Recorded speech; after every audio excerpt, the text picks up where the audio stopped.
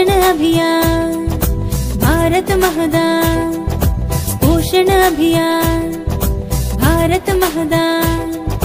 నీటి పిల్లలే రేపటి పౌరులు భారతదేశపు మానవ వనరులు నీటి పిల్లలే భవిష్యత్తరముల భారతదేశపు కీర్తి ప్రతిష్టలు తల్లి కడుపులో నుండే పిల్లల పోషణకై మన భారతదేశం 2018లో రాజస్థాన్లో స్థాపించిన పథకం పోషణ అభియాన్